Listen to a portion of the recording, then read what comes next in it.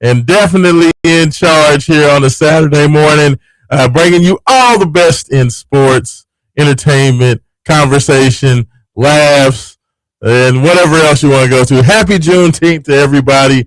The day after wonderful, wonderful celebrations going down all over the city of Louisville. And I'm just super excited to be in this one. We have so much to get into, so much to talk about. I was in here trying to figure out the what I wanted to go with for the intro music. I always forget how quickly the music pops up when we get in here on a Saturday morning. It's just kind of crazy. So I was in here fiddling around, trying to get everything up and going, but we're up in here. We're going. We're good to go. Of course, the best ways to get involved with the show this morning, 502-414-1450. That is the Game Day Men's Health text line. You can give us and send us all your texts this morning. You can, of course, always talk to us as well live if you want to get on the air, 502-384-1450. That is the Call Your Law Office hotline. And, of course, we are streaming live across Twitter, X, YouTube, Facebook.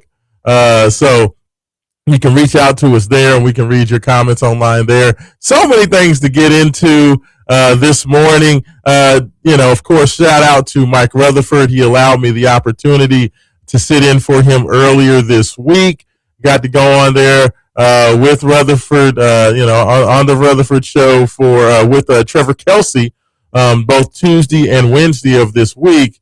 Had a great time there with Trevor. It was the first time that me and him had done a show together in a good long while, but really, really enjoyed taking over for Mike a couple of days this week and doing 6 hours of quality radio, 2:30 to 5:30, both Tuesday and Wednesday of this week. I actually came across some very interesting topics, and I do want to get my Saturday listeners involved in some of that conversation as well, because I know not everybody necessarily gets to listen during the week. So, I want to get their thoughts. Of course, Haven Harrington will be along as well soon, and I want to get his thoughts on that as well. A lot happening, in the world of, sports. Of course, you have the World Cup, Team USA getting a win again last night. I believe it was over Australia. You'll have to forgive me. I don't watch much of the World Cup, but I'm pretty sure they were out there against the Aussies and got the 2-0 victory. So shout out to them. From what I understand, this will get them into the knockout stage. I am not a World Cup guy, but USA soccer, I'm calling it soccer. It's not football, it's soccer. USA soccer is continuing to look strong as they rush toward the actual, tournament. That's what they call the knockout stage. Once you get to, win and move on, lose and go home stage of this World Cup. So, and they've looked pretty good. They've looked pretty good from what I understand it. So congratulations to them. I am currently just completely bunkered up, getting ready for next week's NBA draft. That's what I am most locked in and focused in on. I'm super, super excited. So many big time players and athletes getting ready to hear their name called in one of the most successful freshman classes of my lifetime. Honestly, I mean, it's just unbelievable the amount of talent, and I cannot wait to hear those guys' names called. Of course, Michael Brown Jr. Is going to hear his name called very, very early on, the Louisville point guard. So I definitely want to hear what he's going to be where he's going to be drafted. A lot of conversation right now with Michael Brown Jr. Being selected in the top 5. It sounds like the Los Angeles Clippers, who currently select at number 5, really, really like him. And they really, really, really want to draft him. Now, whether, I've heard some people say that there could be a possibility that the Clippers trade back because Sacramento is really, really in love with Darius Acuff, another big-time point guard out of Arkansas. So there could be some shenanigans where the Clippers try to force a trade with the Kings, who I believe sit at number 6, I believe. So there could be some jockeying around between, I guess, picks 5 and 7. But it sounds like Michael Brown Jr. Is going to be a Clipper more than likely. Now, of course, things could change draft night if anything crazy happens. I don't expect anything too crazy to happen early on, but I mean, it's going to be wild. It's going to be a wild night, and this night is actually going to get started a little bit earlier in the week. Normally, the NBA draft is on like a Thursday night. The draft is getting started on Tuesday this week, so it'll be coming up early on next week. And that was actually one of the questions I want to ask is bring Haven Harrington in here as well. Haven, good morning, brother. How you doing? Man, I'm doing good. Good. I'm glad to hear it. I'm glad to have you in the captain's chair so we can chop it up this morning. I have a whole lot going on. You doing all right? You having a good week? Man, I'm having a great week. You was at a big event last night, weren't you? Yeah, I'm just a little tired, man. I went to LFA 235 at Freedom Hall. Man, another great event, another sold-out event. Big ups my man Eddie Donaldson for having me out, man. We got to hang out, have some fun. Got to watch the fight in the suites at Freedom Hall. Very nice, very nice. Yes. Okay. And the Louisville, like last year when we went, the Louisville guys didn't do too well. This year, they made up for themselves. Okay. I think they went like 5-1 in the prelims. Really? Yeah. Yeah, I think last year they lost like almost like every fight they had. Yeah. Yeah, no, this year they reversed it. Okay. Very nice. Who were kind of some of the big headline, or had the fights of the night, if you will. Well, for those of you who may have watched it, it was, like, to give you guys an idea what LFA is. LFA is, for those who don't, is like the second largest MMA probably organization around. They're the direct feeder to UFC. So a lot of guys like on this card, you're going to see them in the UFC. Mm-hmm. And this is nationally televised. It was on ESPN Deportes, Vice TV. Started 9:00. So yeah, it was nice. It was nice. So like the big event, the headliner was Stewart versus Havner. Okay. And the main event, man, great fight. Let me know, because I wasn't actually, when this fight came on, I was kind of having a good time, so to speak. I missed the main event because I was too busy. Chopping it up. So Haven. So what that equals to is Haven Harrington's over a party, and instead of paying attention to what's going on in the octagon. Oh, I totally was. It's dear. I totally was, man. Because it was such like a party atmosphere. Absolutely. It's hard not to. Plus, I was in Eddie Donaldson's suite, so I was talking. Like, oh yeah, I'm sure plenty of tons of elected officials there. A ton of guys. I met John from they have a car lot on Creighton Drive, but they also today actually I head up to Ohio for a car show with cars with the 3-wheel motion, all the hyped up cars and stuff. So they're headed to Ohio right now to do that. Oh, okay. So I got to talk to them. A couple of bourbon distributors here, so I got to hang out with them. Yeah, I was flat my gums, as you would say, quite a bit last night. You were out there networking.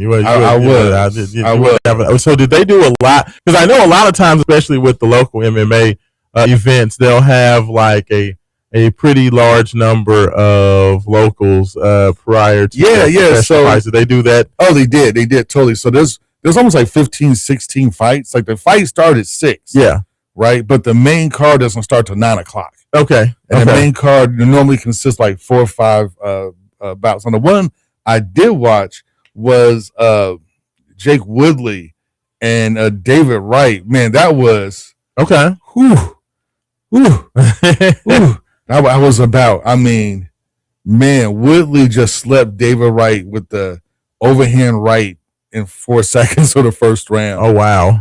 Just slept him.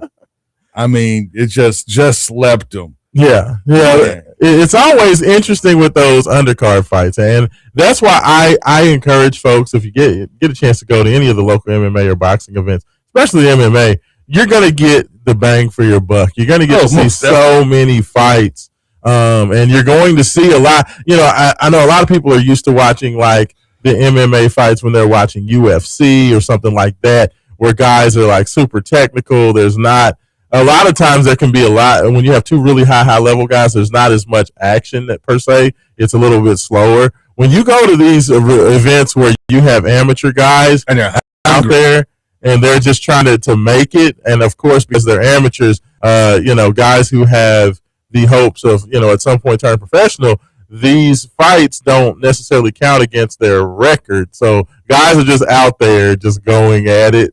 It's very entertaining. It's very entertaining. So I definitely encourage folks to get out there. So, big shout out to Eddie Donaldson for once again bringing the quality, combat sports event to the city because, we do it right here. We have a very devoted community to the combat sports here in the city of Louisville. So yeah, we do, because I'll be going out tonight to check out our good friends DeRico Murray and Joe Shirley with Future Promotions. Yeah. Their big fight at 8 o'clock today at 2800 West Main Street.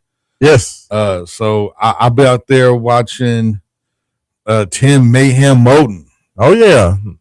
Local favorites. One of the best dudes, the main event first day main event guy. Been on with us several times here, both in Main Event Sports as well as Wake Up 502. So I always love when the mayhem is in the building because it's going to be a show. Down. Yeah, it's going down. It's going to be a show. But man, I'm telling you, the LA card last night was tremendous. What's up? It was completely sold out. Completely sold out. Literally, like every seat in the house was taken. Okay. Cool. Well, you know what? I'm glad for it. I appreciate your expertise on giving us a breakdown of the main events and the main card. That was an excellent job by you.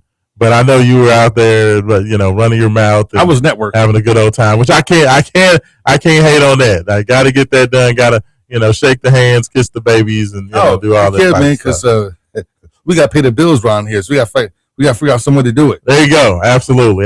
Well, let me ask you, because like I said, there's so many things going on. There's one question that I did not get to really pose during the week that I wanted to get started at, and with the NBA draft coming up as the next big event, really and truly in the world of sports outside of the World Cup. I had this thought, and I wondered about it, and I wanted to know, how excited should people? Because normally when Louisville has a player that is good enough to have their name called in the NBA draft first round, it's a huge deal. To have one of those guys. I think back to Donovan Mitchell. I think back to Terrence Williams, Earl Clark.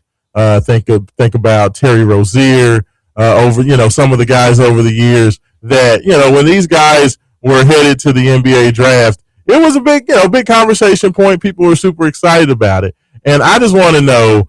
And of course, you guys can give us your thoughts on this as well. 502-414-1450. How excited are people to see where Michael Brown is going to go?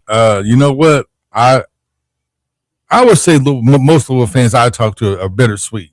Yeah, about it because they're excited. A Louisville Cardinals going to go in the lottery pick of the first round of the NBA draft. But anytime you have a Louisville player go in the top 10, there's not been very many Louisville Cardinals to ever go in the top 10. It's not been many, but the problem is he barely played.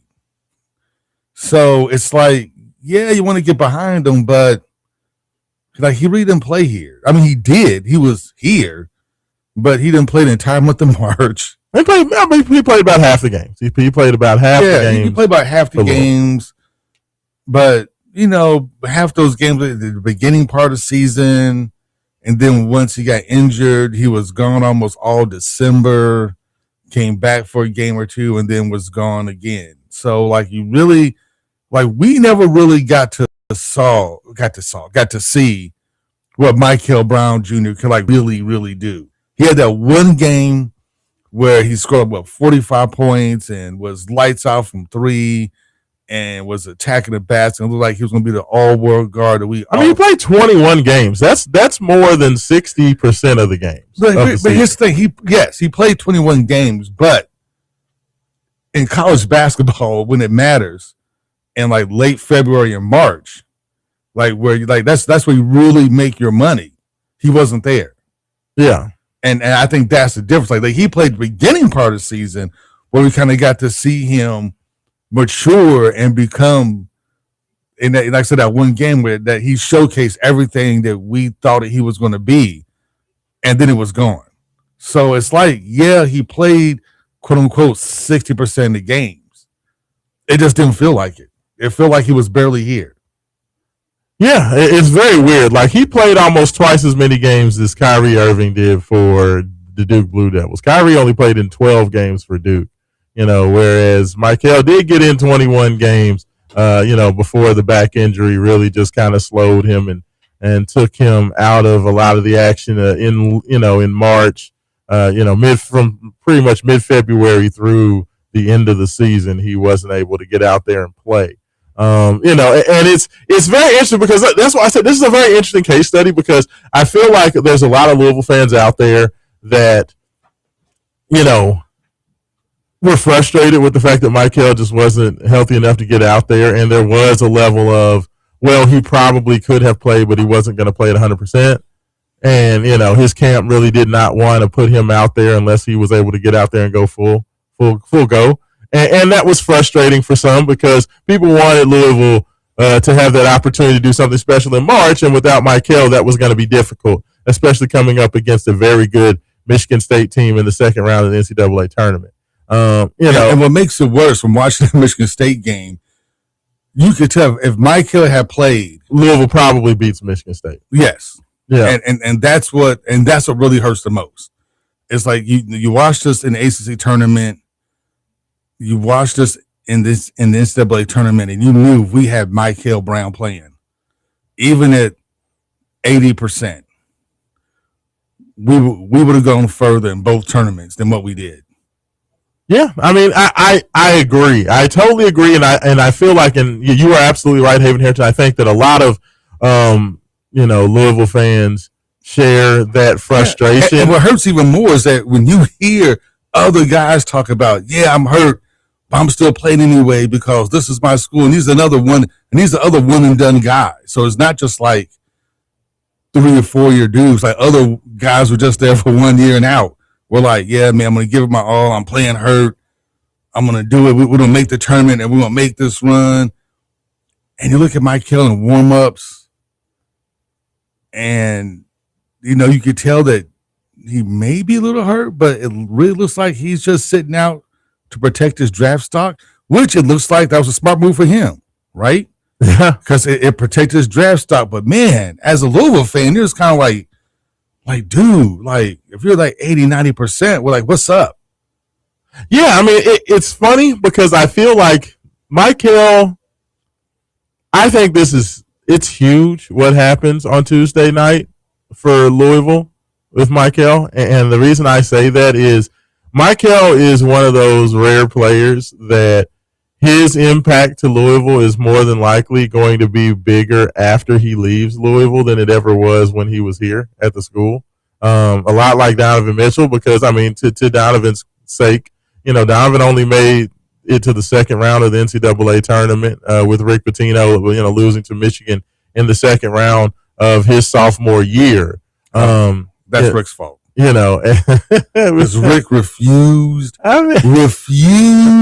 to play Donovan point guard. Even though everybody on the team, Quentin Snyder himself was dude, he needs to be point guard. I mean, yes. No, everybody on the team was like, he needs to be point guard. Like, what are you doing? He did not move Donovan to point. He would not move, take Dingadale off of Wagler, even though he was getting destroyed by Wagler. There's a few things about that. But nonetheless, Donovan's team only made the second round as well. But, of course, where his biggest value has been as an ambassador of the Cardinals, a face of the University of Louisville in the NBA. And in that respect, he's been humongous. The fact that he's had has his own shoe. He's one of the biggest stars in the NBA. He's been on NBA 2K. He wears Louisville and reps Louisville everywhere. And kids coming up look up to Spider. And that him being seen as the Louisville guy has, honestly helped them get Michael Brown. And it's helped Louisville get in the door with a lot of players and Louisville to be popular with a lot of up-and-coming high school players and up-and-coming talented players. And I think that Michael Brown is going to be that, can be that same type of lighthouse to young players and young hoopers. People are going to know that, Michael played and is now the tied for the most points scored in a single game in Louisville history. Like, young players look up to Michael Brown Jr. Like, he's one of the quote unquote cool guys, coming out of high school, playing in college and heading to the NBA. So I think that Michael Brown Jr.'s impact for the University of Louisville is going to definitely be felt much more after he's gone. So, if this guy goes to, say, the LA Clippers and teams up with Darius Garland and Kawhi Leonard, and they form a pretty potent little duo or trio out there with the Clippers, a team doing well with a young Michael Brown Jr. that has a possibility to be a rookie of the year in the NBA. I think that could pay humongous dividends down the road because, it proves that Pat Kelsey can take a supreme talent and get him drafted, get him to the next level, and he can be an impact guy immediately at the next level. And, people kind of will say, well, he only played 21 games. Well, guess what? Every guy that came through Calipari's system, regardless of the number of minutes that they played, Cal got credit for all of that, for every single guy that came through. Pat Kelsey's going to get that same respect. And if you can back that up with Obinna Ekezie Jr., the number one rated center in the 2026 class who's coming in as a freshman, if he can, shepherd Obinna through a very successful freshman year and Obinna can make that jump as well, I think that continues to solidify that Pat Kelsey can get the best of the best to the next level. Louisville's not really had that, Haven. Like, no, not at all. Well, one reason is because Rick never really focused on getting like that super top tier talent when he was here. I mean, and when he did, it either went horribly wrong, like it did with Sebastian Telfair, where Telfair ends up going to the pros rather than coming to Louisville, or weird stuff happens, like what happened with, so many of the guys. It just seemed like every time Rick Pitino went after a 5-star, something crazy happened. It just never happened. Either they weren't good, either the 5 stars that he brought in weren't good enough. We get in trouble. The only time it really worked out for him was with Wayne and Shane. Wayne Blackshear and Shane Behan. Did it really? That worked. They won the national championship. I mean, but he won that. They helped Louisville win a national championship. I was like, they won a national championship, but it didn't work out for them. Yeah, for the players personally, for them going to the pros, no, you're right. No, it helped. Louisville ended up winning with those guys, but no, even their professional careers never really got off the ground. So, Rick Pitino, struggled in that respect of being able to take an elite talent, help him get ready for the pros and get to the pros and be big-time impact players, outside of, he got T-Will drafted in the lottery, he got Earl drafted in the lottery, but those guys didn't have the pro careers that you would have liked to have seen. Donovan's really, and Terry Rozier were the only two kind of guys that really became stars and well-known players in the NBA. So, sometimes I wonder if they became stars in the league despite Rick.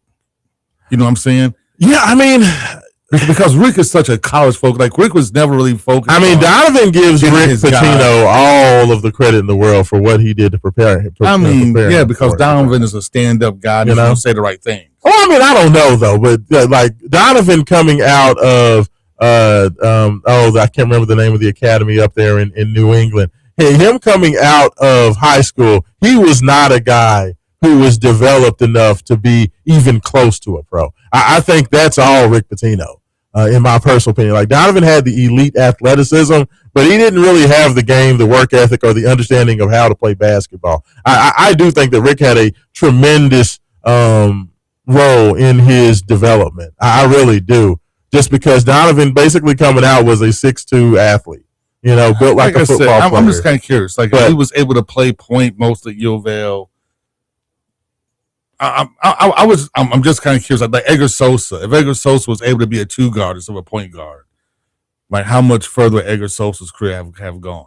I mean, it's. You never know. Look, Rick always had. There were a lot of missteps with Rick, and there were also guys that just didn't work out. But I would say this: I'm one of the few Louisville fans that's not like Rick Pitino is the greatest coach of all time. So. I mean, Rick Pitino to me is the best coach of our generation. I mean, I think it's Coach K and Rick Pitino of this generation of coaches. To me, are the 2 best by far. He's done the most. The fact that he's taken multiple teams to the Final Four. Three teams in total to the Final Four. He's been St. John's. He's been super successful. Like Rick Pitino, the ability to take every program. Like there have been individual coaches like Izzo, like Kay that did it one place. But in terms of going to multiple schools and getting multiple schools to that level, St. John's was a Final Four level program. I know they did not make it last year. They made it to the Elite Eight, but they were good enough. They were good enough to get to another Final Four. That would have been 4 programs to the Final Four, which has never been done before. I think that Kay and Pitino are the best too. But, like you said, Pitino has done it. He did it at Louisville, having to take lesser players and really, really develop them and be a program builder, whereas guys like Calipari take that elite talent and they've been able to kind of shepherd that elite talent and help those guys reach their dreams and also be effective college basketball players. Kay was able to do it both ways. Kay was able to take, lesser talents and make them a great team. He was able to shepherd elite talents and have those guys be elite at Duke and also, be able to make it to the next level as well. So, it's very interesting. And Coach Pat Kelsey has an opportunity, Haven, to, in my personal opinion, do both. I mean, the way he's been able to help put, the year one, he took a lot of mid-major guys and young, hungry guys that really hadn't done anything and kind of put together and had a super successful team, only 2 losses in the ACC in his first year. Second year, took another group of, maybe skilled guys, but maybe not athletically good enough to, Louisville had an okay season. I think that they could have made a Sweet 16 had Michael Brown be healthy. But, if he can start to become a coach that's popular with the best talent year in and year out in the country, like Louisville hasn't had a coach that's been able to do that since Denny Crum. Denny got his share of a high-level elite guys. He didn't get all of them, but he got a lot of them. He got a lot of them. He was able to coach a lot of guys up, too. So. Yes, he did both. I mean, and I think that's the opportunity that Pat Kelsey has in front of him, and that's why I believe that, where Michael goes and how good of a season Michael has, like, I don't want to see Michael end up with the Brooklyn Nets. Well, so a team like that where they're never going to be on TV, they're going to be terrible. Like, to me, Brooklyn and Sacramento are the 2 teams, and the scary thing is those are the guys that pick at 6 and 7. So, like, if Michael goes to either one of those 2 franchises, man, he just disappears. It feels like he might just disappear. So I think that both Michael personally and the University of Louisville have a lot on the line. To me, it's going to be interesting, like how much having a player like Michael actually translates into recruiting in the NIL era. You know what I'm saying? Oh yeah, I'm just kind of curious to like how that translation now works. It's interesting because Lachlan McClain reached out. When I discussed the fact that Michael was getting a lot of buzz, and I was talking about that, and Lachlan McClain just kind of sent me a message on X. He replied to my tweet and just was like, does this really matter? And does it really matter? And I really think it does, because Michael, I don't think people really understand, people that don't follow high school basketball and don't follow things closely. Michael Brown is one of the most infectious and popular players in this draft class. He was one of the most popular, if not the most popular player coming out of this class, even though you had guys who were more talented in Cam Boozer and AJ DeBonta and Darren Peterson. Like, in terms of popularity, style of play, kind of being a guy that's just eye-catching in how he plays basketball, Michael was probably the most entertaining guy coming out of that class. So I think that his cachet, if he can get into that right situation and continue to elevate his star, this is a kid that can get the shoe deal early. This is a kid that can, if he gets into the right situation, can be a guy that's, nightly Sports Center, and that, when young guys see that Michael is doing what he does, Louisville is going to reap those benefits. Pat Kelsey is going to reap those benefits. So I think it's very important, like what happens on Tuesday night for the University of Louisville. And it's just because you want University of Louisville to continue to be one of those cool schools. When you look at Reese Austin, son of Rafer Austin, Skip Tumalu, he's the number one point guard in the class of 2027. He's seriously considering, committing to the University of Louisville. I'm going to tell you right now, Haven, Michael Brown doing well will not hurt that recruitment at all. You already have Donovan Mitchell doing what he's doing behind the scenes to be an ambassador for a lot of these young guys. But if Michael goes out there, let's say he gets drafted, and then, of course, NBA Summer League will be coming up very quickly after the draft. If he goes to the Summer League, puts on a show, and can get that buzz going, that helps Louisville basketball recruiting. It does. I'm just telling you. So there's still a lot on the line. And that's one of the things that, while Louisville fans can be salty about the way things, transpired with Michael as a player here at Louisville and got frustrated because of things not going well down the stretch, there's still a lot that Michael Brown Jr. is more than likely going to do for the Louisville brand, quote unquote. And I think that's super important moving forward, because there's a lot of very good players that Louisville and Coach Kelsey are in on. A lot of guys really like Pat Kelsey, but I think that what guys like Michael and Obina Akizi Jr. do over these couple of years can really help secure Louisville's future with the best in high school basketball. So that, and Louisville need more money for NIL. Yeah. Well, and I think that the thing with NIL, the NIL's part of it is all these kids are going to get paid very well, even though, it sounds like the government may come in and try to impose a cap on these NIL payments. These kids are going to get paid, so the question is, when all money's the same between, say, a Louisville, an Arkansas, a Duke, a Michigan, a Kentucky, who that kid goes to and who that kid decides to put his lot in is still going to come down to where they think they fit and who has had success with players that are trying to, who that they want to get to a certain level, who are other players that these coaches have gotten to this level. Can they get them there? That still matters. I mean, of all the teams you made, Duke, yes, because they're Duke. Yeah. But the only really, look at John Shire and what he's done. The only guy left standing is still Calipari. Yeah. Yeah. And Coach, as the guy who was at almost every NBA Finals game looking at, pretty much. He was loving life. Yes. While watching De'Aaron Fox and Karl Anthony Towns. De'Aaron Fox had a horrible finals. Yeah. Just peed down the leg. He just peed down the leg. But Karl Anthony Towns balled out. Yeah. So, Cat won title, How many guys has Cal put in the league? So many guys. It's just crazy. And they're calling this, because Cal has, of course, once again, another ridiculous recruiting class coming to Arkansas this fall, and that they have tabbed their team. They have 6 recruits coming in this year. Can you take a wild guess what they're calling them? Louisville had a 6-man class one year. Do you remember that? Yeah, okay.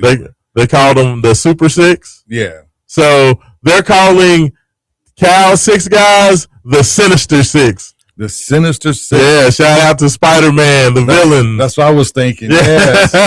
Electro, yes. Ryan on those cats. Yes, yeah, Dr. Octopus and all that, and Vulture and all those guys. So they're calling the Sinister Six coming to an Arkansas basketball court near you this fall. You know what? I get it because Cal, he may not always get to the NCAA championship game, but good Lord, can that man find NBA talent?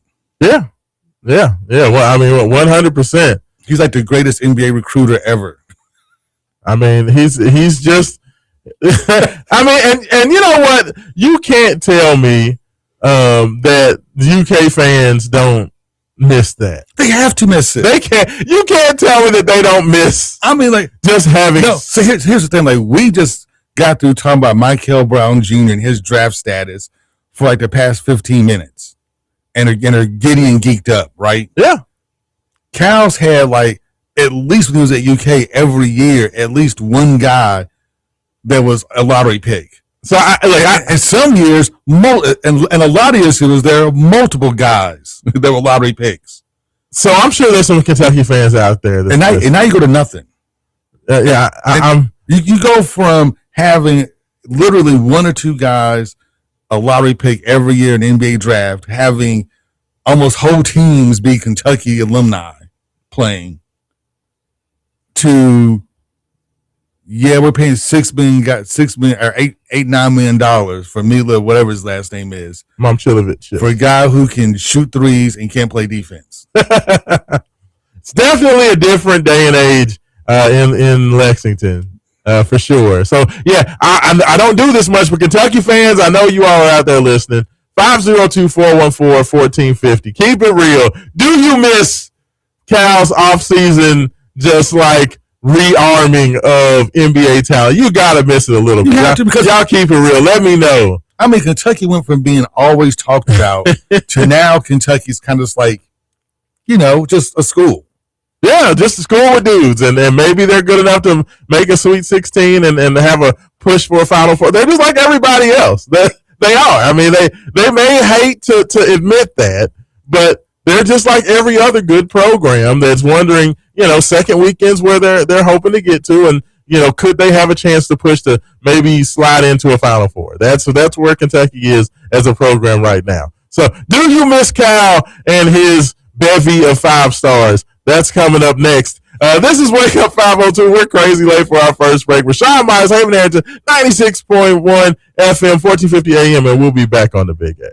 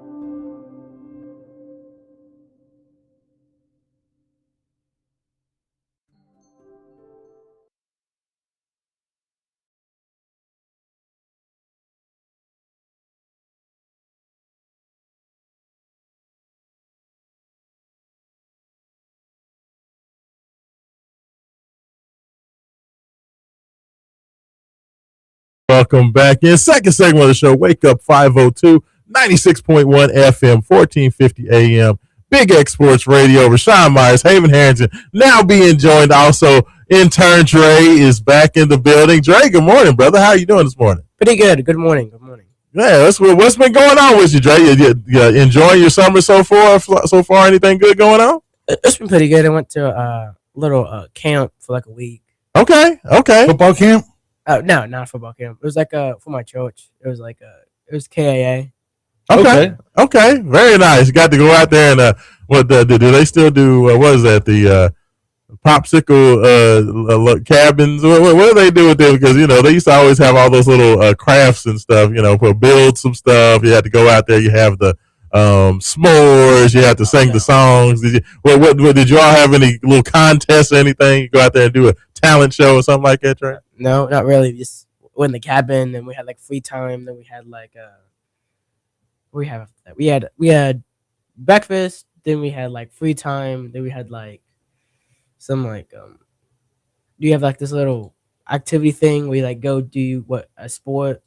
Like you go train in basketball, but then at the end of like the week you'll play like the counselors in basketball. Okay. Or like you go to football, then you train in football, then you play the counselors in football, something like that. I like it. I don't know about. I like when they had a little bit more competition at these camps. We're gonna need to give away some ribbons. First prize, second prize, third place. All those type of things. But I'm glad you're having a good time. Glad your summer's off. And appreciate you being able to come in this morning. And I have a very good little topic. And I was telling the fellas in the break that we kind of got into this on Wednesday. I did. When we had when I was in here talking on the Mike Rutherford show on, talking to Trevor Kelsey and talking to intern Ian, who was in the building on Wednesday, I had a thought for this coming season. And, people haven't really talked a lot about Louisville's football season this upcoming year. Of course, Lincoln Keenholz, the transfer quarterback from Ohio State, now coming over, selected by Jeff Brom to lead the Cardinals this coming fall. A lot on the line for Louisville football this coming year. This is going to be Coach Brom's fourth season here as the coach of University of Louisville, coming off. He had the big run in his first year to the ACC championship, and since then the results over the following two seasons after that big run in his first year have been a little bit less than what people really expected. So there's a lot on the line for Coach Brom this coming season. And there's also a lot on the line for Coach Kelsey. Coach Kelsey is coming into a year where Louisville really put their foot forward in terms of NIL support. They really put a lot of resources into getting Pat Kelsey everything he needed to have a splash in year three. And so I wanted to pose the question to you guys this morning to say, who has more pressure on them to perform this coming fall? Who has the bigger upcoming 2026-2027 season? I think this is a very interesting conversation to have. And I wanted to know, Haven, I'm going to ask you first as the elder statement, because they say age before beauty. So I'm going to ask you first. And we'll break down and get into the both sides of it from both football and basketball. But just your first thoughts when you hear that question of who has the bigger season upcoming, or who needs to be better this upcoming year, Brom or Kelsey? The stakes are high, right? Because you have U of L taking out tens of millions of dollars in loans to float the athletic department. The athletic department is going to probably be $30 million in a hole. They just extended Brom's contract. They upped NIL money for both football and basketball. They both came into the season highly hyped, especially the basketball team this year came in really hyped. Where people are talking about this is a Final Four roster. This is probably the most complete roster in college basketball. And they win one game in the tournament. And it was just, now I'm not going to say the season, it was just okay. It wasn't what it should have been. Football, the same thing. They came with a lot of hype. And the season just fell apart with horrible losses to Stanford and Clemson at home, a bad Clemson team. You never could get out of your own way with turnovers and penalties. Yes, you beat Miami, and then that was it. The rest of the season just kind of fell apart. And this wasn't the only disappointing season that Brom had. The season before that was, once again, you had the talent. You had the Tyler Shuck who could sling it. You had a running game, but the defense wasn't there, and it let you down game after game. And you had a chance to still go to the playoffs, and you lose to Stanford. Yeah. So, like, both of these guys, it's you got to do something. Yeah, it's kind of a put up or shut up for both teams. Yeah, for both coaches. But I'm gonna say the onus, even though we're a basketball first school, I'm gonna say maybe most of the onus may be on Brom, because football has potential to make the most money. That's what Louisville needs the most of to keep this thing going. And if the football team gets going, and with the ACC payout structure, you really need the football team to really make a big push and to hopefully make the playoffs. Okay. Because then the economic windfall will be such that you can prop up the athletic department another year with the big push in football. And I'm going to go with football literally just based on financials. Interesting. And what the athletic department needs financially. Football has to hit it this season. But I think for the hearts and minds of Cardinal fans, I think for them it's basketball. Because last year was such a disappointing season. Last year you did have so much hype. And I still believe to this day that we had the roster last year to really make a whole lot of noise. And I still believe we had a Final Four roster. I just didn't think that Pat Kelsey had the coaching staff or the system to take advantage of the pieces he had. Interesting. Dre, what do you think? As the you are the voice of the youth. You're the voice of the youth. You're the voice of young Cardinal fans. For you, who do you think there's more pressure on to have a big season this upcoming year? Just from what you've seen from Louisville football, Louisville basketball over these last, over last year and what they've done so far. It's probably Jeff Brom, most definitely. And the probably don't go 6-6 because I don't see the talent there. I haven't seen Leaking Keenholz do anything except for like run the ball and kind of throw a little ball around at the spring game. But I think Jeff Brom has to hopefully go at least 9-3, 10-2, 11-1 to at least get in the playoff to get at least the 12 seed and play like a really good team, get like blown out by like Oregon. But yeah. Either way, Louisville basketball still has to be good. You have Jackson Selstad, you have Carter Knox, you got Floyd Badunga, all these people. A lot of talent. Yeah, no, I and it's so interesting to hear you guys say that because, there's so many Louisville fans out there that, and I don't know if it's because Jeff Brom is a Louisville guy, Trinity guy, he's our guy, that people are kind of very dismissive of Louisville football, saying, Jeff Brom's got it rolling. They're going to go out there. It's going to be 9-10 wins. They're going to be, we're super excited. They're going to make this playoff push. And almost kind of dismissive of the question. Like when I asked this question on Wednesday, both Ian and Trevor were like, oh, there's no pressure on Jeff Brom. He's the man. I was like, have you seen the Vegas projections for Louisville this year? I can't remember which sports book it was, whether it's MGM or DraftKings or one of the others, but they're over under. Hey, you know what Louisville's over under is for this year? What, 7 wins? 7.5. 7.5. Like, that's not the Vegas projection of a team that anybody's expecting anything special from. If you're a football program that's 7.5 wins is your projection, you're NC State. Exactly. Thank you. NC State. You're North Carolina. Yes, you're a very average football team. And it feels like a lot of Louisville fans are looking at Louisville football in their head and thinking that Louisville's this, 10-win playoff potential, looking to win the ACC team, where nationally that's not the conversation. And that's not the feeling of Louisville football. Well, the thing is, like I said, we're a basketball first school. We're a basketball first school. So, yes, and Kelsey's doing a bang up job on recruiting trail. Like the number one recruiting class, the number one transfer portal class. Yeah. Again. Louisville's going to be a preseason top 10 team. Yeah. So, I get Louisville fans wanting more pressure for basketball to perform, for basketball to do good. And after last year's disappointing season, people are looking for a comeback and they're looking like, okay, look, they got a coach that can coach defense. They got a coach that can coach big men. We went out there, we got several big men. So Pat Kelsey has corrected the ship. Now it's time for Louisville basketball dominance, and everybody's geeked up. But for me, for the university, you have to have Jeff Brom succeed.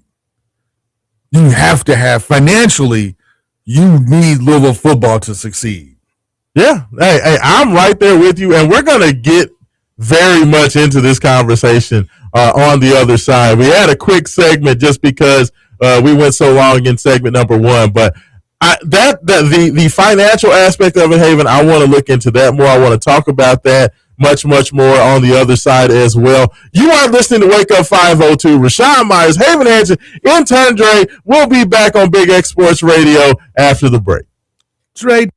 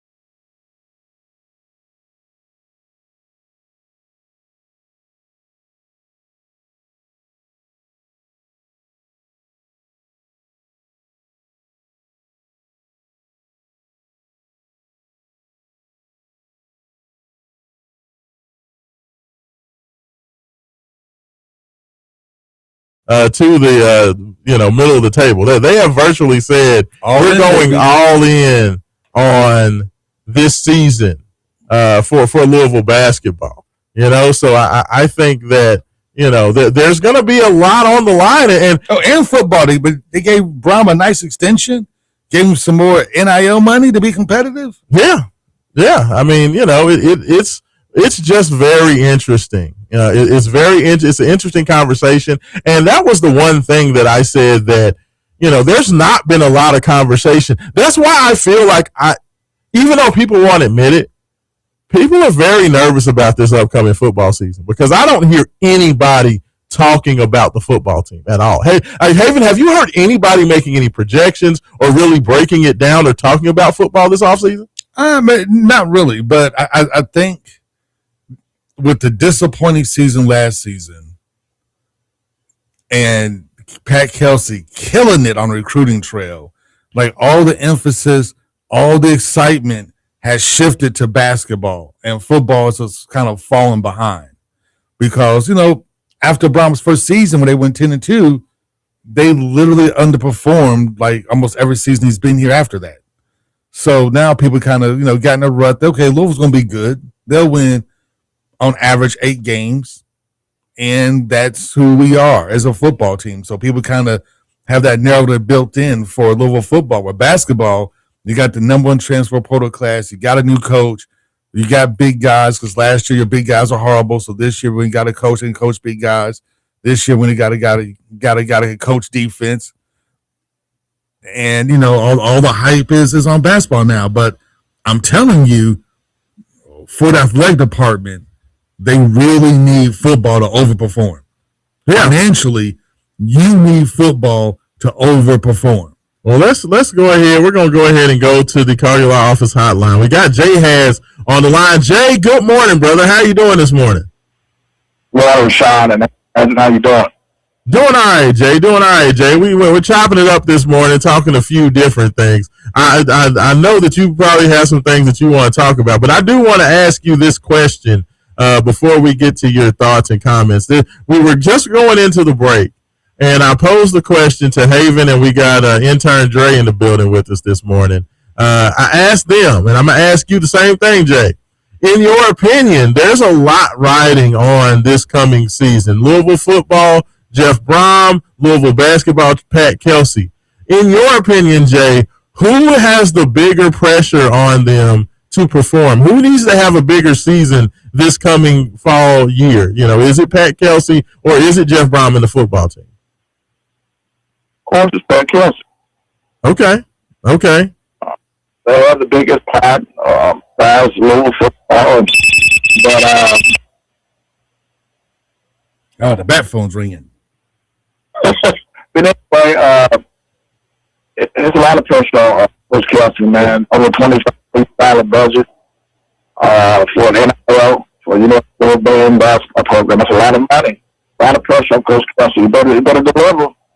Final Four or something.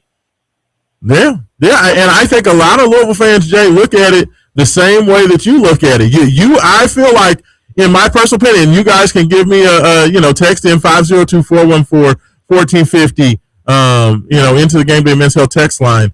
But I think, Jay, a lot of Louisville fans look at it like you and feel that Pat Kelsey has a lot more pressure on him because of the amount of NIL that's been put out there, right? Like, there's a lot of money that I think that Louisville spent more money in NIL on Louisville basketball than they did Louisville football this year.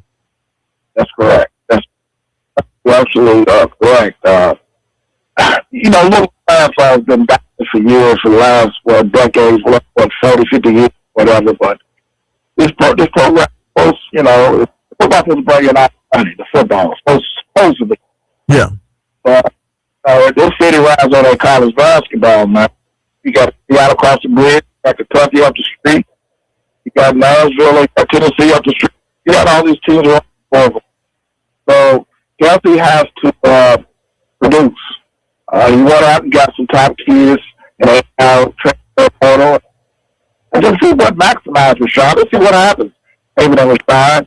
And see, even if I'm hearing this too, Raashaan. Mm-hmm. And Coach Kelsey, can he any coach is recruiters. No stuff to coach. And plus, he got some good assistant coaches as well too. That's real dominant and positive as well too. I keep hearing that Raashaan. I get so irritable. I don't know what's coach at a time. Yeah. Well, let me just. You would have heard the last 2 years where he didn't have talent. He had some talent, but not. Yeah. He didn't have elite level athletes. Exactly. Yeah. No. And Raashaan hear it all the time. I mean, you say a lot of 85% on sports coach across the city. You hear some things about college Louisville basketball and the college sports world too, man. I know it get a little teased to you as well too, because you're a human too. And I get teased up too a lot, Raashaan, but at the end of the day, I love my Louisville basketball, I love my Louisville football. Yeah.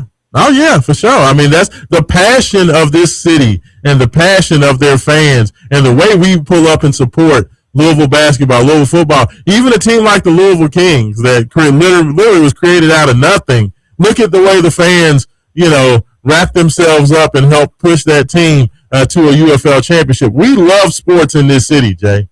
That's what we do. We love it. We've always supported it, and it's big time. It's important, right? Love it. I love it, man. I love it. Michelle, I'm just trying to see exactly what Coach Kelsey getting ready to do. I'm hearing a lot. What he's doing right now is working conditioning very hard with these top elevated kids. And so see what happens. And plus, we got football first before we have basketball, Raashaan. Mm-hmm. Oh yeah, it's coming up soon too. It's going to be here before you know it. Raashaan, Labor Day weekend. Did you tell your audience, Raashaan and Haven, that you guys got invited to the Alumni Association of University of Louisville tailgating in Nashville?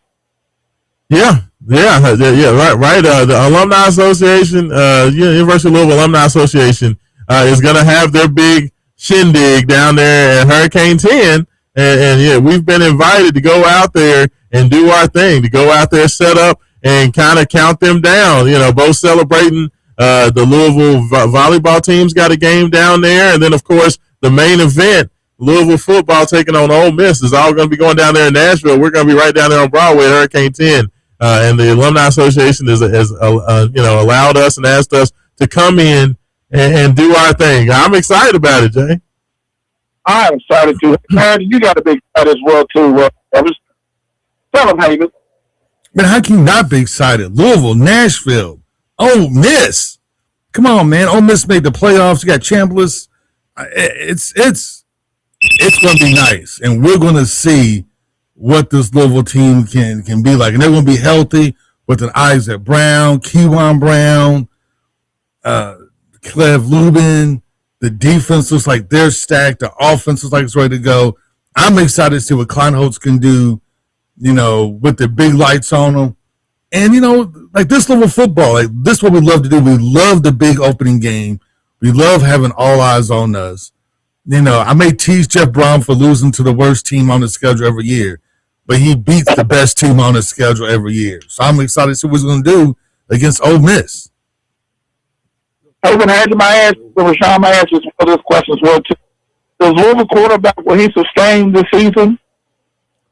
Look, that right there, that question of, how good Lincoln Kienholz is. And I talked about this with Trevor, on, I don't know if it was Tuesday or Wednesday, but just the simple fact that, Coach Brom basically chose Lincoln Kienholz, a quarterback that he does not know and who does not know the Brom system, over Deuce Adams. Deuce Adams was supposed to be the next upcoming incumbent. He had spent 2 years in Jeff Brom's system, had a big arm, was a very good athlete, and Jeff Brom basically chose Lincoln Kienholz over Deuce Adams as the next Louisville quarterback. So it'll be interesting, Jay, to see Lincoln Kienholz perform, because I think that's important to know that Brom had a quarterback that he selected out of high school and tabbed him as, supposed to be the next big thing, and you let him walk out the door, excuse me, for a kid from Ohio State that you don't know anything about and had lost the battle to be the starting quarterback 3 years in a row at Ohio State. You know, so it's a lot of pressure on him. Wow. So that's another. You asked a good question at the beginning of topic of this show. We talked about pressure, first pressure. Braun, it can go both ways. Braun better produce. That's with that quarterback. Yeah. Quarterback cannot be a problem again this year, Jay, because 2 of the 3 years that Braun has been there at Louisville, the quarterback was the biggest reason that Louisville had issues. With Plummer in year 1 and with Miller Moss in year 3, the quarterback held back Louisville football from getting where they needed to be. You cannot let Lincoln Kienholz come in here and be a problem in year 4. Haven, do you agree with that? Oh, most definitely. I mean, this is put up or shut up. I mean, Braun, he got the extension. They got the extra money. Now we need to, we need to show and prove, as Jerry would say. For sure. Jay, you got anything else this morning before we let you go? In my closing remarks, Raashaan, explain to everybody about this $155 million budget that University. Explain that. I need to understand that. Yeah, so Louisville was, they reported their budget with what was it, a $30 million deficit to Haven Harrington? Yep. Yeah, the Louisville reported their upcoming athletic budget with a $30 million deficit, which is crazy to think about, that Louisville's coming in basically saying that we're going to be in the whole 30 mil based on, what we've spent and, the expenditures for this upcoming year. That is a clear sign that Louisville basically said that they were going to go out there, overspend, in the hopes that they're going to get their return on investment on the other end, which basically means that they need for Louisville football and Louisville basketball to both be very, very good this upcoming year. Like Haven Harrington, to me, that's the way I read it, is like basically we're going to go out there, we're putting the house up on, we're pulling the mortgage, we're pulling the savings, we're putting everything in and throwing it on red or black at the blackjack table. Like, am I reading that situation wrong, Haven? No, it's exactly what we're doing. I mean, it's all on the line, because you have to, you got to show and prove. I mean, like I said, you got to make a profit. I mean, not even a profit. You just got to break even. You can break even, or at least get into the red a little bit. Yeah. Yeah. And Haven, I want to thank you guys, man. I'm going to get off it, but I want to say happy weekend, and happy Juneteenth weekend as well too. Hope you guys have a truly blessed Father's Day weekend, man. Traveling with friends, and man, two of the greatest fathers I know on this earth is Raashaan Myers and Haven Harrington. Boys, love you, man. 96.1, 4 show to go. Thank you so much, Jay. Appreciate you. Happy Father's Day to you as well. That was Jay Has, one of the best to ever do it in the city of Louisville. Appreciate him checking in this morning. Thanks, Jay. There we go. But yeah, I do. This is going to be, people talk about the year of the Cardinal. Like Louisville, the University of Louisville needs a kind of quote unquote year of the Cardinal-esque season. Like they need that type of energy. They need that type of success on the field, on the court. Like this is a huge year upcoming. Like, and I will be honest with you, Haven Harrington, and I've said this before, and I'll say this again. When I talked about this, the fact that Vegas is coming in with their projections of 7.5 wins for University of Louisville football, I personally feel like anybody's opinion of what Louisville football is going to be and how good they're going to be in 2026, 2027 is up for debate. So, like, if people say that Louisville's going to make that mark and go well above it, I'm like, okay, I could see that happening. People say that I think Louisville's going to struggle to get there. I don't know about this quarterback. Louisville loses to the worst team in the conference every year. I can see that opinion as well. Like, I am fully in the arms folded, and I'm not even sure I'm going to give a projection for what I think Louisville football is going to be this year, Haven, because I personally just don't know what Louisville's going to do. Is that fair? That's more than fair, because it's true. Like, you don't know. Like, you don't have an idea of what Louisville can or can't do or what they're capable of. I mean, take that back. We know what they're capable of. We just don't know what they're going to do. And like the song says, stakes are high. I mean, they got to figure something out quick, and they got to do it. I mean, you gave your coach the fan base, wanted Jeff to get paid. They thought he deserved to get more money. I didn't even think. You know what? And that's another one. Jeff Brom and the new contract. That was another thing that puts a lot of pressure on Brom to perform. Like, we're coming up with all these. Like, to me, Haven, the clear answer is football is under more pressure this coming season. I mean, it's under more pressure. Well, it's under more pressure, I think, not for what Louisville fans think, right? Because I honestly believe for probably 95% of Louisville fans out there, they would say Pat Kelsey is under the most pressure to win because of the recruiting he has, the class has come in, the new coaches, and this is just, this town loves college basketball, and we've kind of regulated football to the side. But financially, for the university, for the athletic department, you have to have football succeed more so than basketball because there's just way more money to be made on the football side. But we also paid this head coach more money when did he really earn a contract extension? No, he didn't earn it. Did he earn it with the 2 seasons? Like, coming off of a 10-win season in your first year is awesome. But then when you followed up with 2 very average, disappointing 8-win regular seasons. Yes, I know they got to 9 wins in a bowl game, beating average bad teams in a bowl game, but 8-win regular seasons coming off of a 10-win start to me is extremely disappointing. I don't think that reads like, Jeff Brom deserved to be getting a contract extension and a raise. No, not especially off of last year's performance. I mean, yes, I know, I totally get it. They were riddled with injuries, completely riddled with injuries. But a lot of mistakes they made, a lot of games they lost were self-inflicted wounds. I mean, yes, injuries play a big part of it, but I mean, my God, the penalties, the horrible turnovers.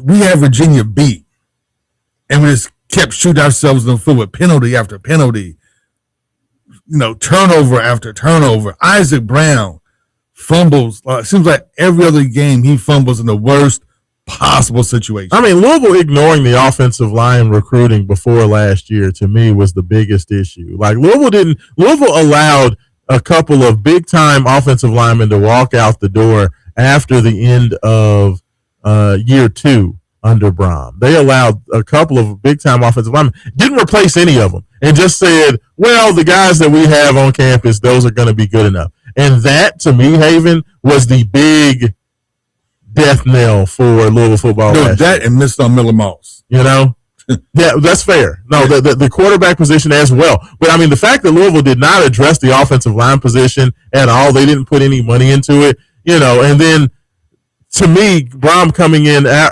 after the end of the season this past year and saying, basically blaming NIL for the reason that he lost games and that the reason that Louisville didn't have the season that they wanted to have was NIL. But when I look at losing to California, did you lose to California because of NIL? Did California spend more than Louisville?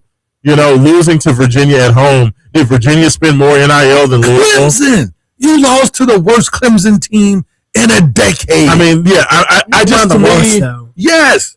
They said Klubnik. They said the good running back. I want to say Bill Moffa, but Clemson was still probably, if they had more wins, a mid-range, high-pack ACC team. No, they were horrible last year. The ACC is changing.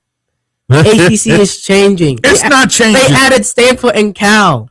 And Pac-12 teams. It's not the ACC. If you look at the ACC, it's still, when everybody talks about it, when you hear all the guys at ESPN, all the other radio shows talk about it, they still mention the same 3 schools, even though one of them is horrible, FSU. But they still talk about FSU, Miami, and Clemson, and then they talk about the rest of ACC.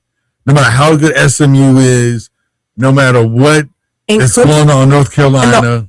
Clemson, Miami, and Florida State are all going to move. They're all going to go to the SEC. That's where all the money is.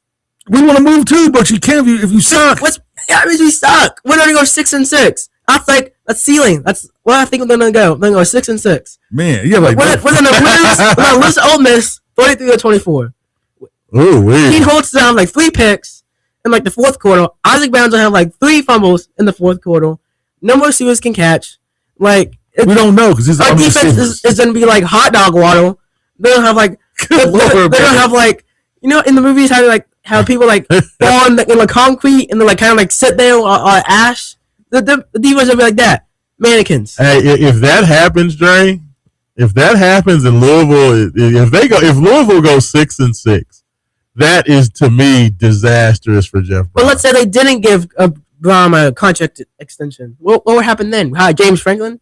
I mean, well, I think that to me, this season was the quote unquote put up or shut up season for Jeff Brom. Like in different ways, it feels like this season was supposed to be, is this the guy type question mark for Louisville football? Is this guy going to be able to get it done at a high level? I feel like that to me was going to be the conversation for both Louisville football and Louisville basketball. But because Louisville football has already given Brom the extension and the raise, they've already answered that Brom's going to be the dude. I don't like to hate on Jack Plummer though. Jack Plummer was, I like to say Jack Plummer is one of the best quarterback developments that Jeff Brom has had here at Louisville.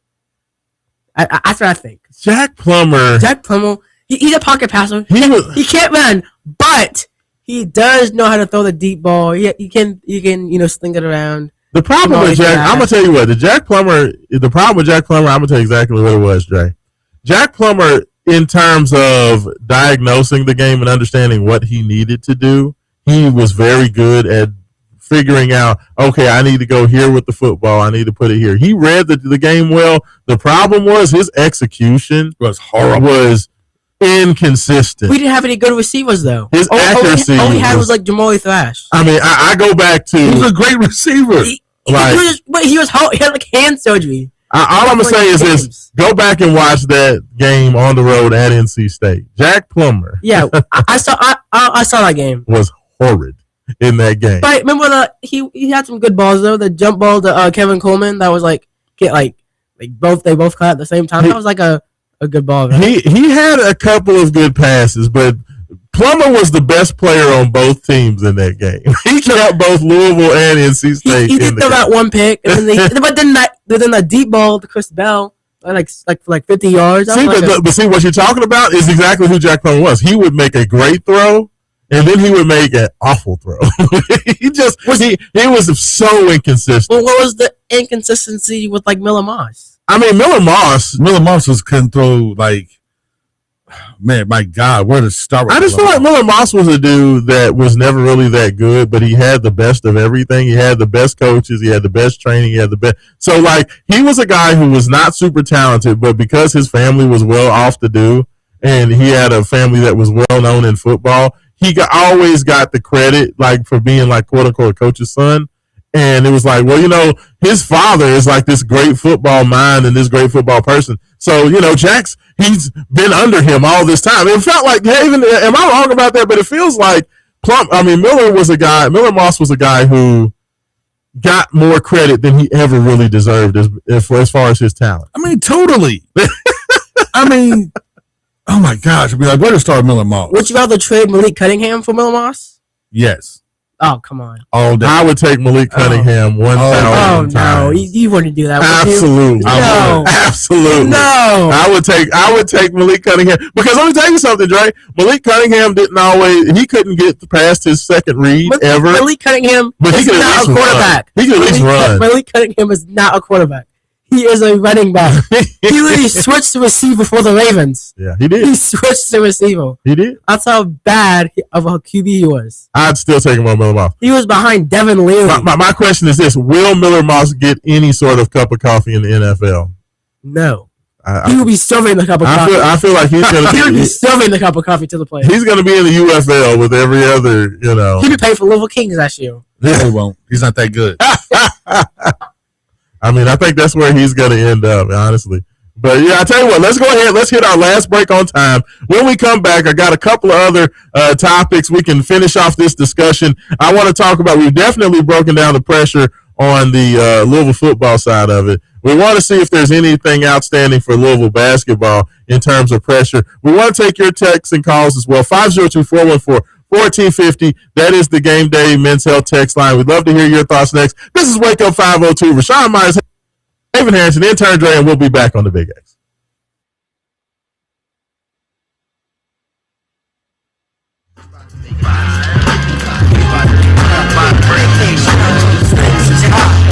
You know them snakes is high. Talking about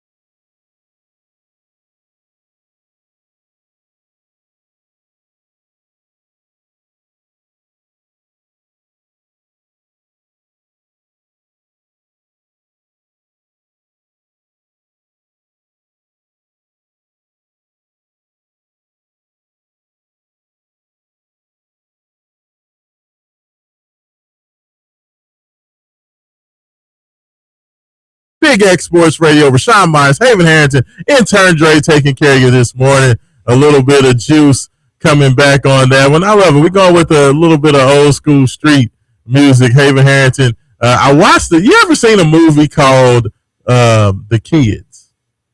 It's a mid-90s movie. Is it about kids? It is about kids. No, but I heard you talk about it with Trevor Kelsey. Yeah, man, it's the most messed up movie ever. I had to go down a rabbit hole to find it, but it's so messed up, man. Yesterday we watched some movie about this nanny, whatever.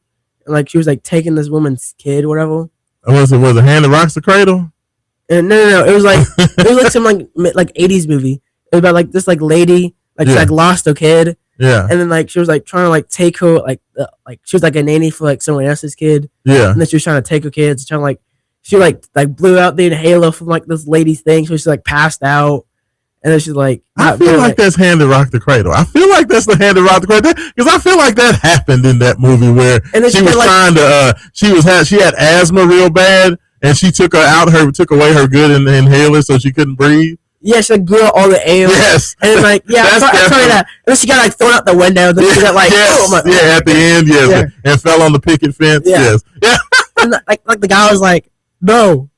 No, I was like, bro, do something. You're like 6 foot. That's hilarious.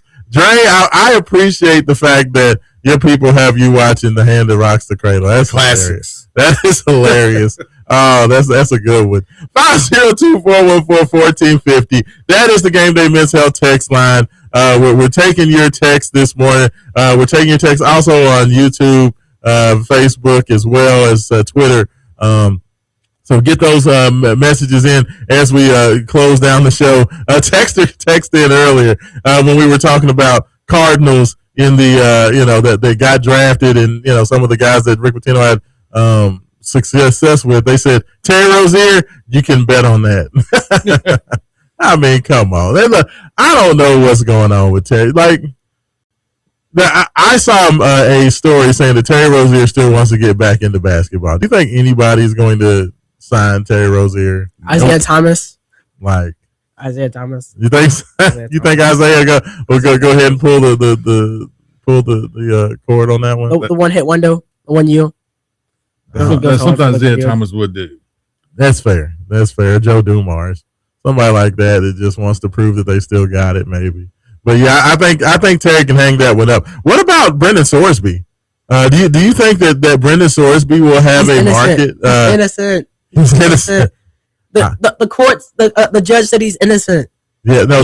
Even though he's a Texas Tech fan, but it doesn't matter though. See, but Dre, you got to understand. The judge didn't say he was innocent. The judge just said that if we penalize him, it will hurt his feelings if he doesn't get to play. Yeah, and you don't want to mess with the Red Raiders. That's why. Or unless and then they'll lose to Orange Bowl again. Well, that Sorsby is saying that now because he's gotten in so much trouble, that he's going to just go ahead and try to get the NFL to have a supplemental draft so he can just jump to the NFL right now. So he won't have to wait in college. But no team's going to draft him. No team's going to draft him because he's like betting on his own team. Well, that's what I'm saying. Like that's my question. Do you think any team would go out there and draft a dude who's been known for gambling?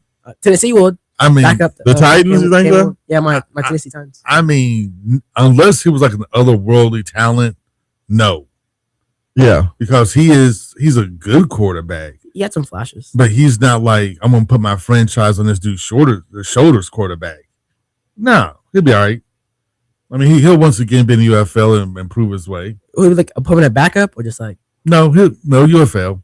He's gonna have to go UFL. Have to go. Is that like the free agents of like the NFL now? Yeah, I mean, I feel like UFL has kind of established themselves as like the league right under the NFL, right? Is that the G League of the NFL now? Yeah, pretty much. I mean, you saw how many guys from the Kings have gotten drafted? Like 4, right? Yeah, at least 4 have gotten not drafted but signed.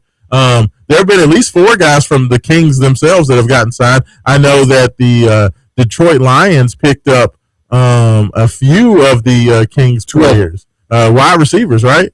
They picked up a couple of the wide receivers and the kicker. Who did the kicker sign with? He signed with Patriots, was it? I don't think it was the Patriots. I can't remember. It was an East Coast team, but I can't. It may be the Tampa Bay Bucks or so. But he got picked up by somebody. So like it really feels like the UFL has established themselves, here in their third year as kind of the minor leagues of the NFL, which the NFL's never really had. But you would think that haven should do wonders for the UFL moving forward in terms of staying a viable product in the spring. Wouldn't you think? Oh yeah, I mean, plus the ratings are great. Actually, the ratings beat Major League Soccer. And talk about NFL minor leagues. Like I missed the World League. I used to. Oh yeah, the World League. Dre, what you know about the World League? Do you know anything about the World League? No. That was well before you. The World League used to be awesome. They had a whole football league of European teams. Yeah, they'll call it like soccer. No, the NFL had like teams in Frankfurt, Germany, Scotland, England. It was like an NFL run minor league. Yeah, NFL Europe. So they just took rugby players and put on pads. It was cool though. The Scottish Claymores. I can't remember the names of the teams. The Frankfurt, were they the Frankfurters?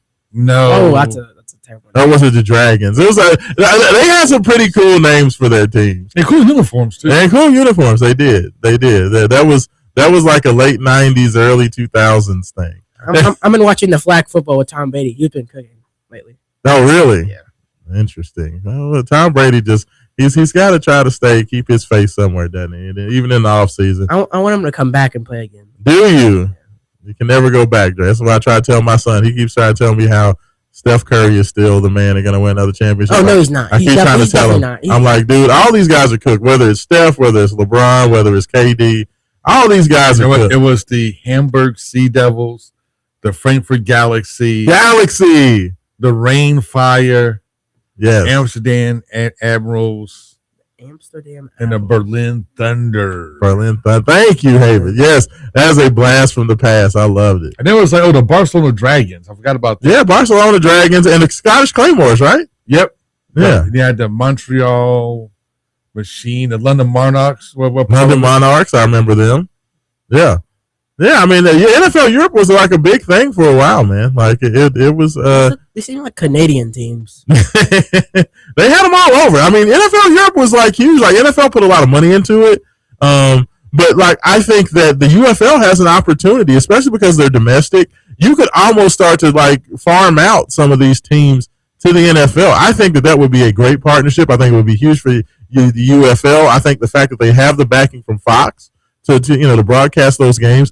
I think that you could see this partnership start to become more solidified. And if that happens, the fact that the Louisville Kings were able to get in there, establish themselves, win a championship, and I think we had the highest attendance too in the league. But they were, I believe, in terms of per ticket sold, percentage of tickets sold, I don't think they had the highest attendance number because Lynn Stadium was a little bit smaller than some of the other, stadiums that they played in. But in terms of, I would say if you watch these games, yeah, no, that's what I'm saying. Like number of percentage tickets sold, I think they were number one. Own like stadiums, and like sounds like the St. Louis Rams only.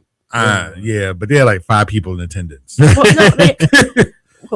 Well, I've seen like one UFL game where I haven't seen one, and they're like, it was a good crowd there. Yeah. I mean, no, the UFL games. I mean, they sold out for the UFL Bowl for the championship there in DC. I mean, they had a sold out stadium for that event. I just think that there's potential there. With the UFL getting the standing they have been looking for a minor league for the NFL for years, all the way back to the USFL in the 80s. And there's never been a football league that's been able to sustain and really take advantage of it. UFL seems to have the best chance to really get in there and establish themselves as a long-term brand that can service kind of the minor leagues for the NFL. So good on the Louisville Kings for getting that done. I'll be interested to see how that continues. What team does Tua's brother play for?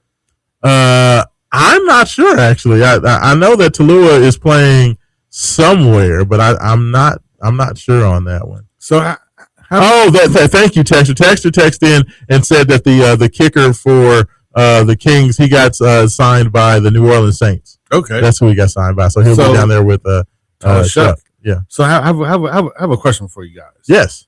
Now that it seems like the Chicago Bears Oh, are no. moving to Hammond, Indiana. Pollution. And granted, it still be the Chicago Bears because that is quote unquote Chicago land. Would you guys have gotten behind if the city of Louisville and the state of Kentucky try to make a run at the Bears? Like a serious run at the Bears, like we'll build you a brand new $2 billion stadium.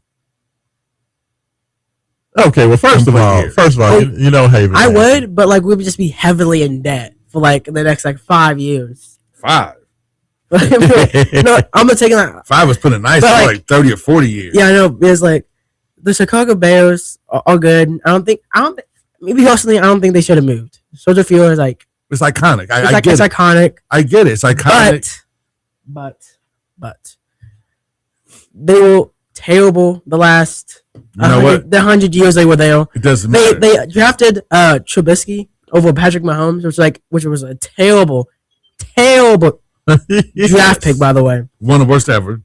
But even though he did even though they were like in the wild card and they lost like a double joint like back-to-back years, Caleb Williams can and maybe will that be that guy.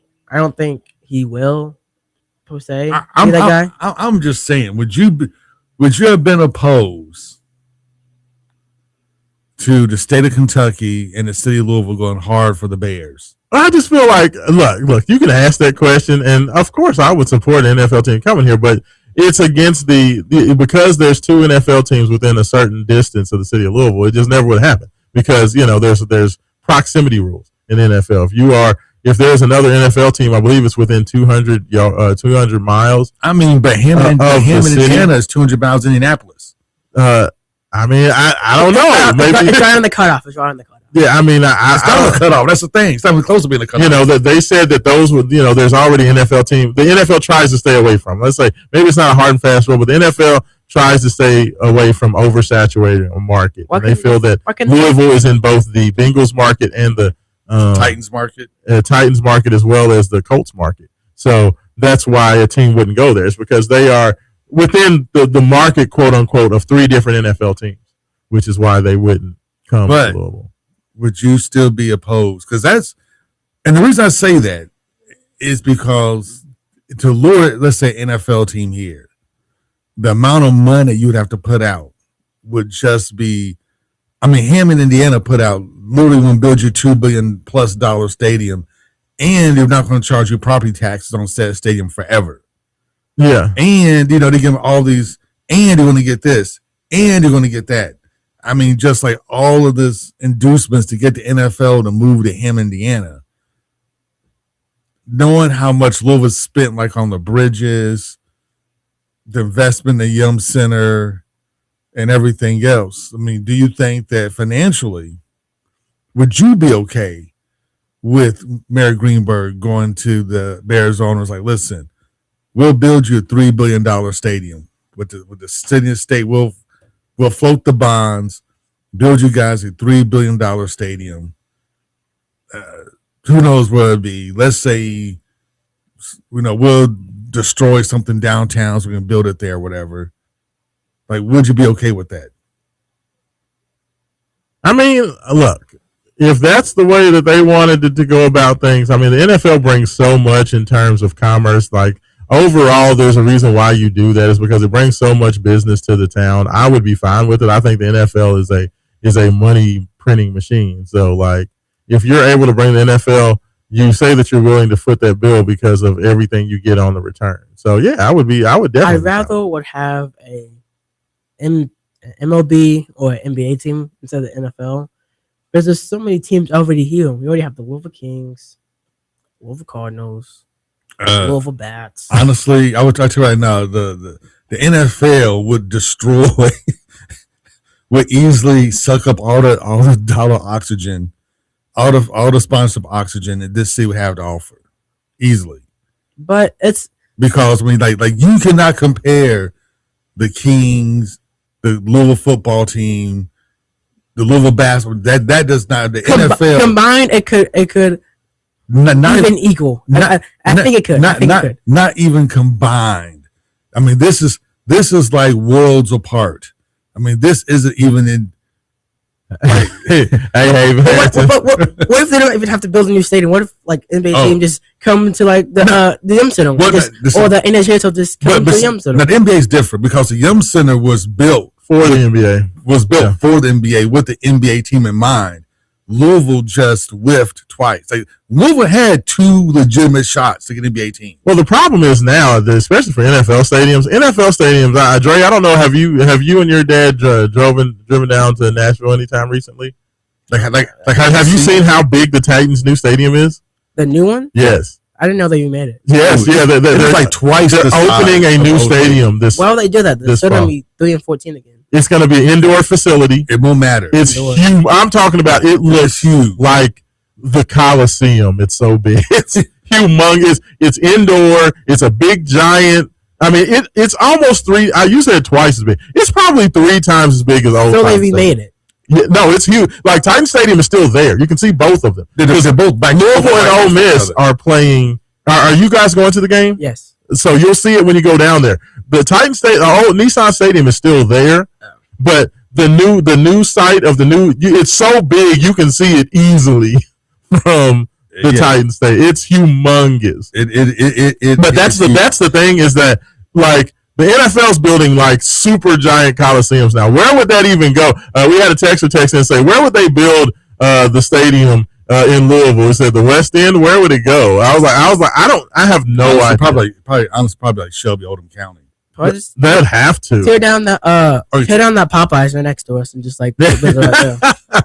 I mean, it's just you need so much land for those type of projects now and or just tear down L&N Stadium and be like, here. I want to tear down L&N. I mean, it would be huge. I don't know if it would fit. I mean, those stadiums. They are beyond. You got to tear down the L&N and the alley for that. You would have to. Yeah, you would have to go to the county. You would probably have to go to Oldham County. That's a good call, Haven. Yeah. It would have to be in like Oldham County. And since of that, the Bengals definitely ain't going for that. No. So you're gonna have to go maybe to Bullitt or into Fun Creek. What is that first straight 65 South? Bullitt County, Trimble is like 71. Trimble's on the other side. You're gonna have to go somewhere down that way, down 65 South. Like that'd be the only way. And then I feel like the Titans are gonna have an issue with that. So yes, that's the whole point of this conversation. Is like to me. It's gonna be a tough. It would be a tough. It never happened. But I was just curious your thoughts because honestly, Dre, the only real shot that we had at one of the top 4 sports leagues is we had 2 legitimate shots at the NBA. Yeah. And we decided that we didn't want the NBA here. Like we chose Louisville basketball. Yeah, over the Hornets. Yeah. Hornets. Which was the dumbest decision ever. And the Houston Rockets. And the Rockets, yeah. Which was the dumbest decision The Houston Rockets were ready to come I have here. a question, though. It does to do with basketball, but it doesn't do with teams. Do you think Zion Williamson is a bust? Yes. I don't think so. I don't think he's a bust.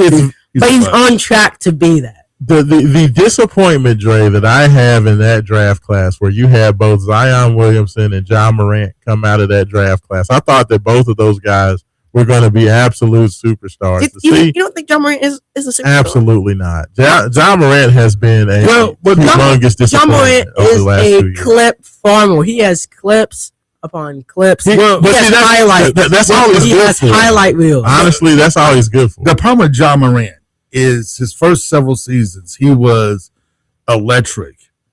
But the problem is with his height and the way he plays, and his off the court issues. Yeah, let's not pass over the elephant in the room. He made some mistakes. His off court issues. Some mistakes. Some mistakes. Yeah, some mistakes. Like his gun charges, man. I would say this. Besides his off the court issues, his on the court issues is the way he plays is not sustainable. He just hasn't gotten any better. Like to me, that's the problem. John is still the same dude now that he was when he got into them. I mean, he is, but the problem is a lot of that's because of the way, because he's a shorter guy that has like springs in his legs and is hyper athletic. It leads to a lot of injuries.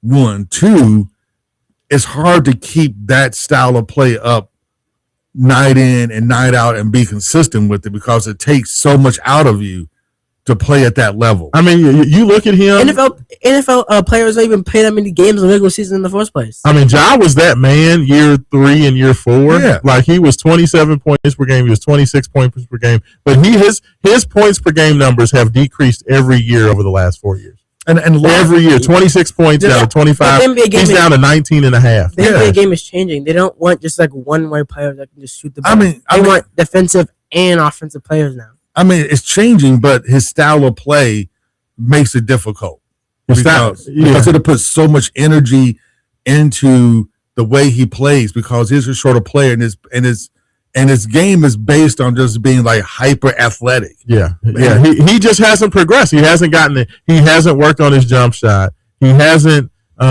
really improved in any spot. And now because of the injuries, he's losing his athleticism. I think him and Zion both, I thought were going to be a lot better than what they have been. And, sadly, both of them have dealt with a lot of injuries that have played into it, but they just, neither one of those two guys just really were what I thought they were going to be. I thought the ceiling was higher on Ja, but for Ja to really to be that player long haul, he would have to develop an outside jump shot just so he could relax on being hyper athletic and kind of use that to kind of pace his athleticism so he wouldn't wear himself out. Well, Zion can shoot a little bit. He can shoot the 3-ball. Yeah, but after Zion's injuries. Yeah, well, he doesn't really shoot it, though. I mean, Zion, he averaged, let's see, last year Zion was shooting less than a 3 a game. So, yeah. I mean, he didn't really shoot it that much. He averaged 21 points